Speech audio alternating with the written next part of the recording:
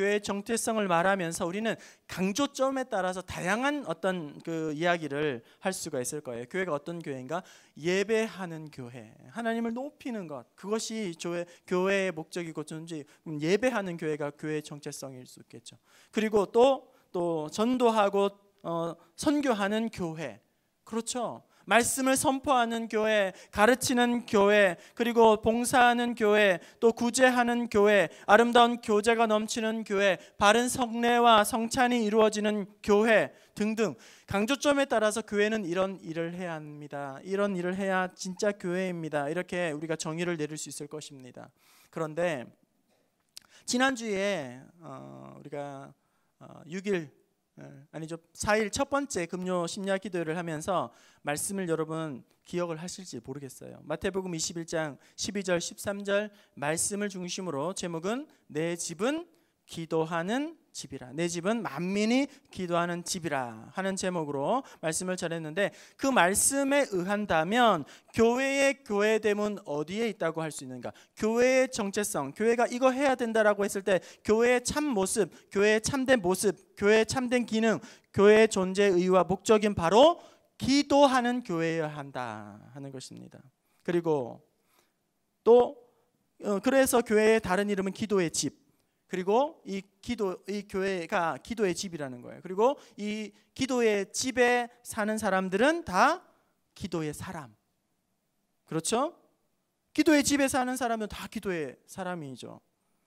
그래서 그리스도인들의 다른 이름은, 성도의 다른 이름은, 별명은 바로 기도의 사람이 되어야 한다는 거예요. 그리고 오늘 우리는 기도하기 위해서 이 자리에 모였습니다. 아멘이십니까? 네, 오늘 우리는 기도하기 위해서 이 자리에 모였습니다. 성경은 우리에게 교회는 기도의 집이라고 말씀합니다. 그리고 우리에게 기도하라고, 간구하라고 그렇게 명령해 주셨습니다. 그리고 그 말씀을 붙잡고 기도하면 응답을, 축복을, 그리고 은혜를 주신다고 우리에게 분명히 기도에 대한 약속도 주셨습니다. 기도의 집이요, 기도의 사람이요, 기도하면 응답을 주신다는 약속도 주시고 기도하라 명령하셨는데, 이쯤 되면 우리는 기도해야 한다는 것을 알겠고 기도를 하고 싶은 마음도 생기는데 막상 우리가 기도하려고 하면 막막해진다 하는 거예요. 막상 우리가 기도를 하려고 하면 힘이 들고 기도하는 것이 금세 딴 생각이 나고, 또 기도를 하려고 하면 잠이 몰려오고, 기도를 하려고 하는데 무슨 말부터 어떻게 해야 될지 잘 모르겠고, 기도를 해야 되는 것도 알겠고 기도를 해야 하는 것도 알겠는데 기도를 해야 하는 게 잘 안 되고 기도하고 싶어도 잘 못하고, 그것이 우리의 어떻게 보면 솔직한, 우리의 정직한 고백일 수도 있을 거란 말이에요. 오늘 그래서 설교의 제목은 기도 시작, 기도 스타트입니다. 기도 시작. 기도를 함에 있어서 우리가 어떻게 시작을, 문을 열어갈 것인가, 첫 단추를 열고 들어갈 것인가, 기도의 기본기, 기도의 ABC에 대해서 오늘 한번 생각을 해보려고 해요. 여러분, 아담과 하와가 범죄한 이후에 이 타락한 인류가 제일 먼저 하나님을 찾은 것이 언제인지 아십니까? 제일 처음으로 기도를 시작한 부분이 어딘지 아십니까? 창세기 1절부터 이런 궁금증을 가지고 타락한 인류가 언제 제일 처음으로 하나님을 찾았나? 하나님의 기도했나? 이것을 찾아보면 쭉쭉쭉 넘어가다가 오늘 4장 마지막 절에서 비로소야, 26절에서야 비로소야 처음으로 기도하는 장면이 나오게 된다는 거예요. 다시 한번 읽어볼까요? 우리 4장 26절 다시 한번 읽어보겠습니다. 시작.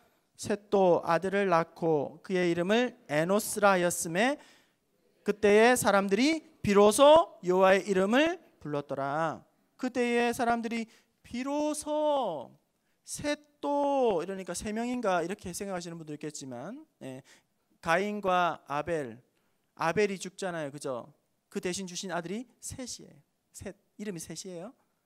셋이 낳은 아들 에노스라고 했는데 그때의 사람들이 비로소 여호와의 이름을 불렀더라. 여러분, 여호와의 이름을 부른다는 것, 누군가의 이름을 부른다는 것은 그를 생각하는 거잖아요, 그렇죠? 이름을 부른다는 것은 누군가 그를 떠올리는 거잖아요. 그를 의식하기 시작한다는 거예요. 스마트폰에 아이들이 흠뻑 빠져가지고 스마트폰에 푹 빠져 있다가 막 불러도 뭐 하는지 불러도 대답도 하지 않고 그러다가도 뭔가 자기가 필요한 게 생겼어요. 그러면 부르잖아요. 엄마, 아빠.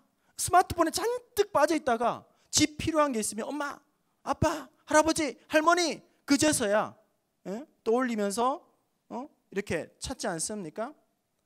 무심히 지나가다가도 아무 생각 없이 무심히 지나가다가도 교회에서 저를 만나면 목사님 하고 그제서야 저를 다시 떠올리게 되는 거죠.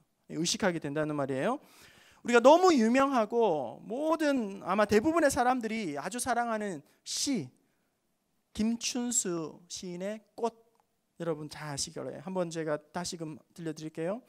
내가 그 이름을 불러주기 전에는 그는 다만 하나의 몸짓에 지나지 않았다.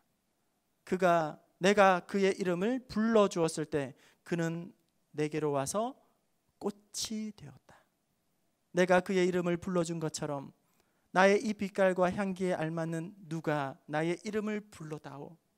그에게 가서 나도 그에게 꽃이 되고 싶다. 이름을 부를 때 우리는 그 사람을 떠올리게 되죠. 그 사람을 또 의미를 부여하게 되죠. 이름을 불러주기 전에는 다만 그냥 의미 없는 몸짓에 불과했지만 이름을 불러주었을 때의 존재가 완전히 달라지고 아름다운 꽃이 되었다. 이렇게 말을 하고 있지 않습니까? 다시 26절에 보면 그때의 사람들이 비로소 여호와의 이름을 불렀더라. 이렇게 기록을 하고 있죠. 비로소 하나님을 생각하기 시작한 거예요.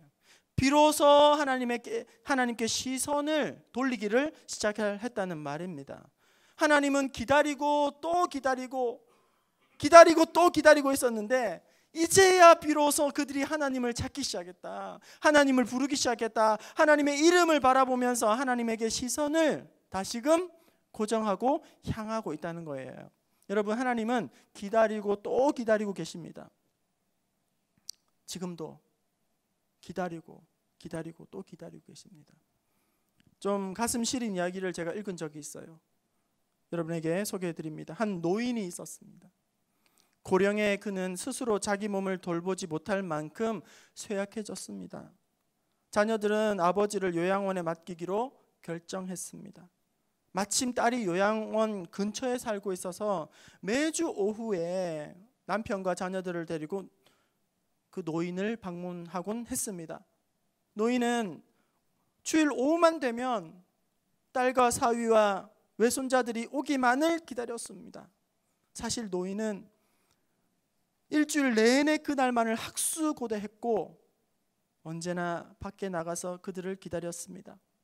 그렇게 몇 해가 지난 뒤에 노인은 총기마저 흐려져서 아이들의 이름조차 기억하지 못하고 애를 먹게 되었습니다. 때로는 그는 자신의 방을 나갔다가 그 방을 다시 찾아오지 못할 지경이 되었습니다. 그런데도 노인은 주일 오후에는 어김없이 언제나 밖에 나가서 딸과 외손자들을 기다렸습니다. 어느 날 주일 오후 노인을 방문한 딸이 아버지에게 물었습니다. 아버지, 오늘은 무슨 요일이지요? 노인은 무슨 요일인지 기억나지 않는다고 대답했습니다. 그러자 딸이 다시 물었습니다. 아니 아버지, 오늘 무슨 요일인지도 기억하지 못하면서 어떻게 우리가 오늘 올 거라는 것을 알고 이렇게 저희를 기다리고 있으셨죠? 그러자 노인이 이렇게 대답했습니다. 왜냐하면 매일 너희를 기다리기 때문이야. 주일 오후이기 때문에 기다리고 있는 것이 아니라 이 나이 드신 아버지는 모든 것을 다 점점 가물가물해져도 매일 그 자리에 나가서 기다리고 보고 싶어서 또 기다린다. 그런 이야기를 제가 읽은 적이 있습니다.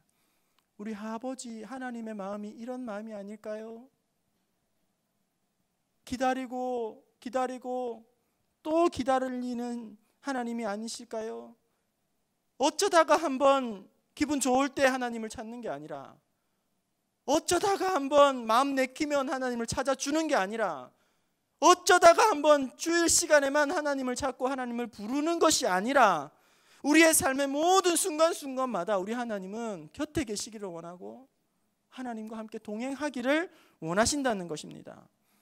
여러분, 기도를 시작한다는 것은 어려운 것이 아닙니다.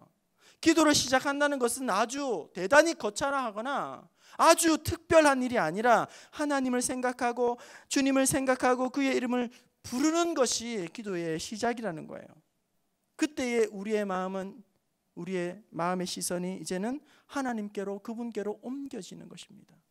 분주한 일상에서 너무나도 바쁘게 살아가다가 아버지의 하나님의 이름을 부르면 그 순간 우리의 마음이, 우리의 시선이 하나님께로 옮겨지는 것, 향하여지는 것입니다.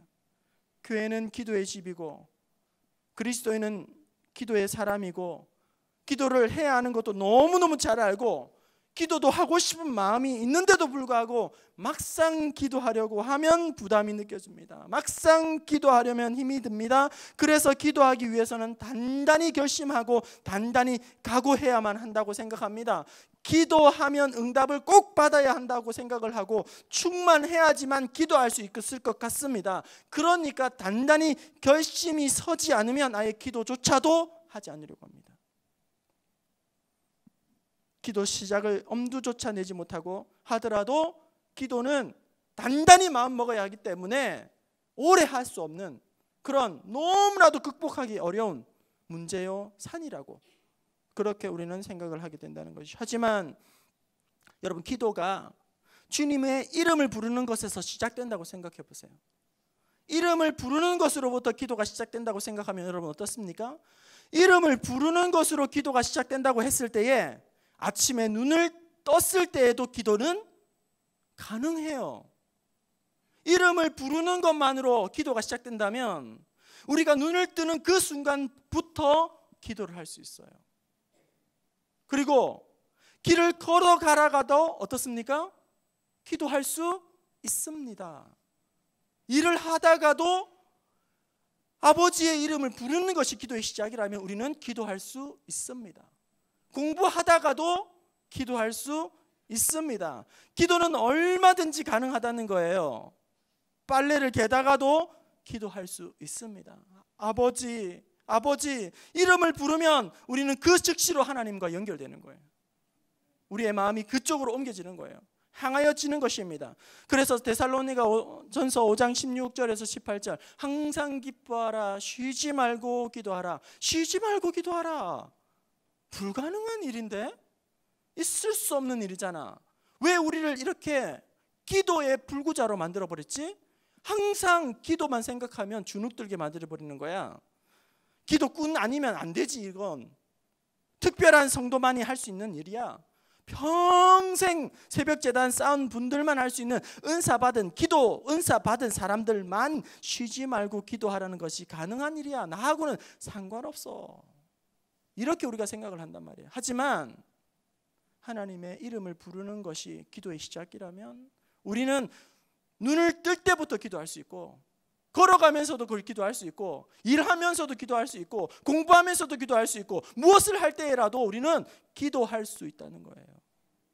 특별한 기도의 은사 받은 열심히 특심한 기도꾼만 기도할 수 있는 것이 아니라 아버지의 이름을 부르는 그 순간 우리는 우리의 마음이 하나님께로 향하여지고 우리의 시선이 하나님께로 고정되고 하나님께서 우리를 만나 주신다는 것입니다.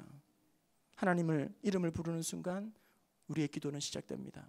기도는 어려운 것이 아니고 기도는 수학 복잡한 공식을 푸는 것이 아니고 기도는 미로를 헤쳐나가는 그런 것이 아니라 기도는 너무너무 쉽게 시작할 수가 있다는 거예요.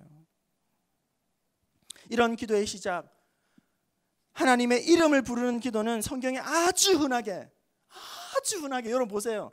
읽어보세요. 시편 읽어보세요. 성경 읽어보세요. 하나님 아버지 여호와여, 이렇게 시작하는 기도가 얼마나 흔한 기도인지 몰라요. 가장 모범적인 기도, 가장 교과서적인 기도를 할 수 있는 예수님이 우리에게 가르쳐주신 기도를 생각해 보세요.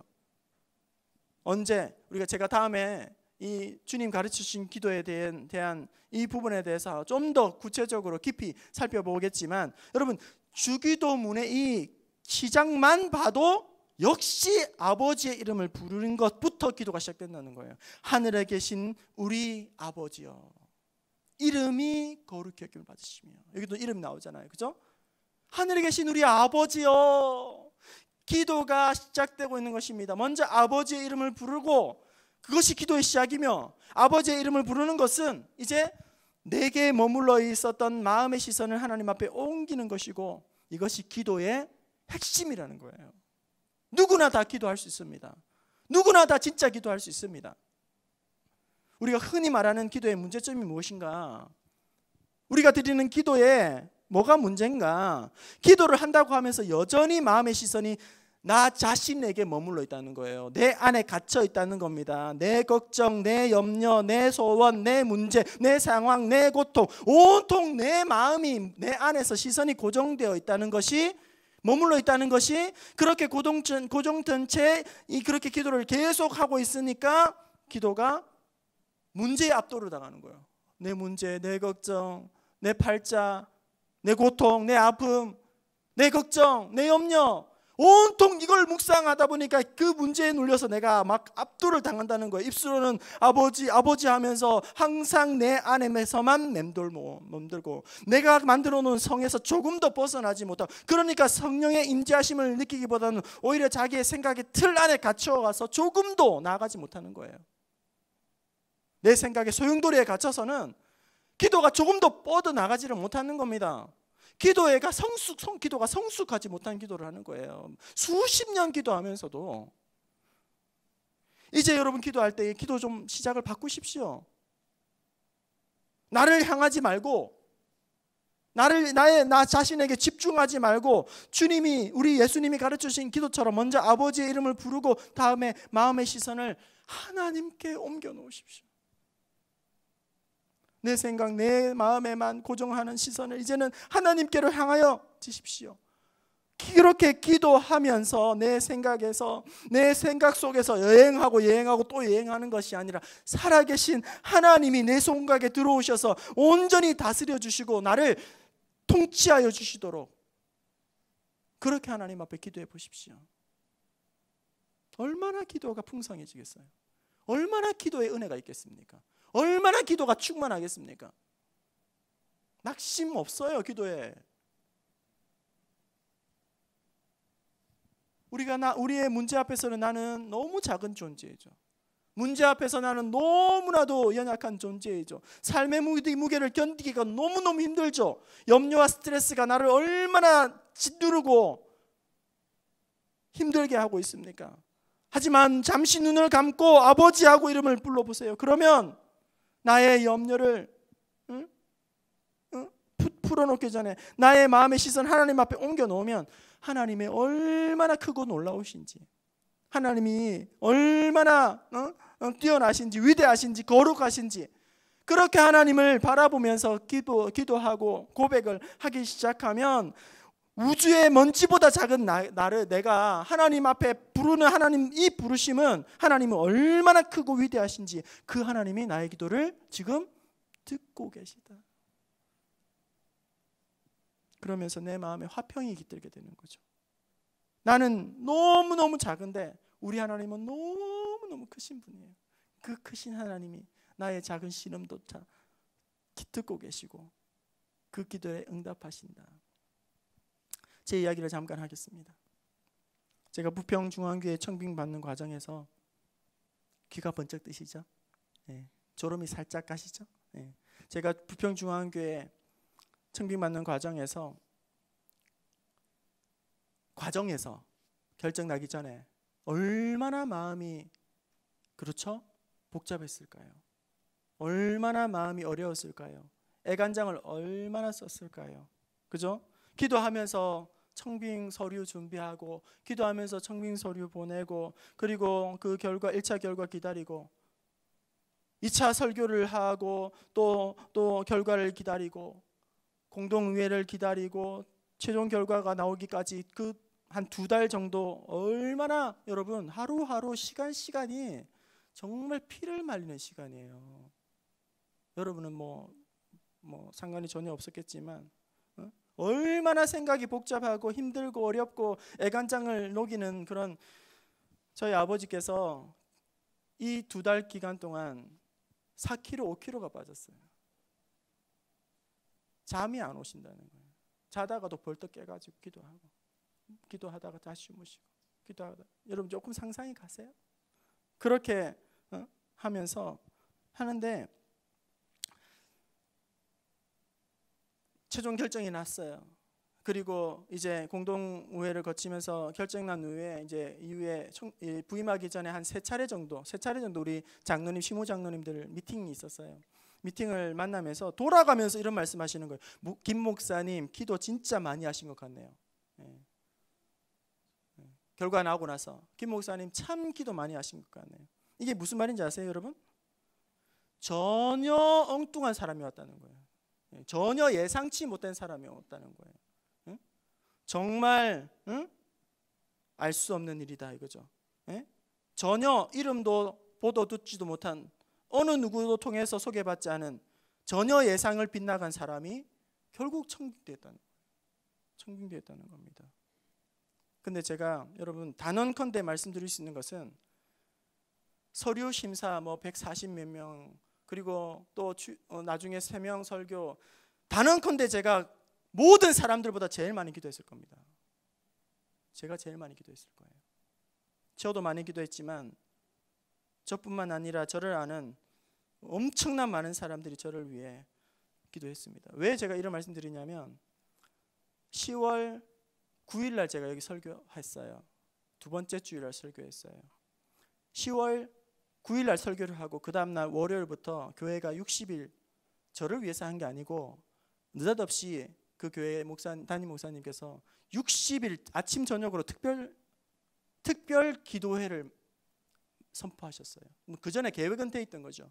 저는 부교육자 입장이었기 때문에 얼마나 그게 힘들겠어요. 새벽, 밤, 60일 특별 작정 새벽 기도, 작정 기도가 들어간 거예요. 얼마나 마음이 처음에는 불편하고 어렵고 힘들게 여겨졌는지 부담으로 다가오고 그렇게 해서 60일이 어떻게 가나?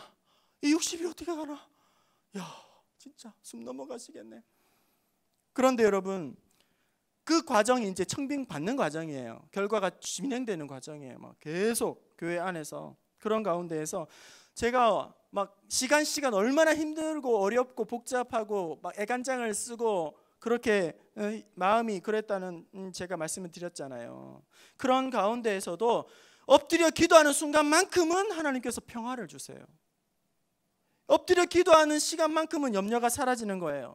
이 청빙받는 이 과정에 똑같은 시간이라 할지라도 제가 얼마든지 초조하고 불안으로 가득 채워줄 수 있는 시간이 하나님 앞에 기도하면서 소망으로 바뀌고 마음에 더욱 믿음을 담아내는 그런 시간이 되었어요. 그 시간 동안. 그래서 너는 단언컨대 그 어떤 사람보다 더 많이 기도한 사람이다. 그리고 제가 깨달은 것이 있습니다.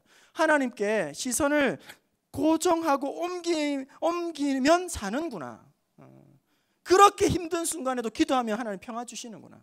그렇게 피가 마르는 순간에도 엎드리면 하나님께서 마음을 위로하시고 소망을 내 안에 담아 주시는구나. 기도하면 사는구나. 시선을 하나님께로 옮기면 그때부터 사는구나.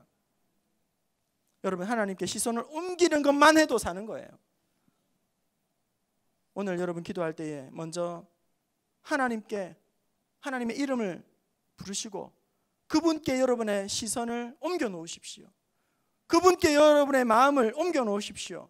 적극적으로 우리 주님을 더 많이 떠올리시고 하나님을 더 많이 기억하시고 하나님의 하나님 되심, 주님의 주님 되심, 구원자 되심, 능력자 되심을 더욱 찬양하시고 고백하십시오. 그러면 두려움이 변하여 내 기도되고 전날의 한숨 변하여 내 노래 되게 하실 줄로 믿습니다. 내 자신의 생각, 내 자신의 계획, 내 자신의 문제에 함몰되지 말고 내 생각, 내 마음에 고정된 채 기도하지 말고 우리의 마음의 시선을 이제는 하나님께로 옮겨 하나님의 크고 위대하심을 기억하십시오. 내 문제보다 더 높고 특별한 하나님의 계획하심을 바라보십시오. 그러면 여러분 마음에 은혜가 있습니다. 하나님 주시는 하나님의 섭리와 음성을 듣게 하실 줄로 믿습니다.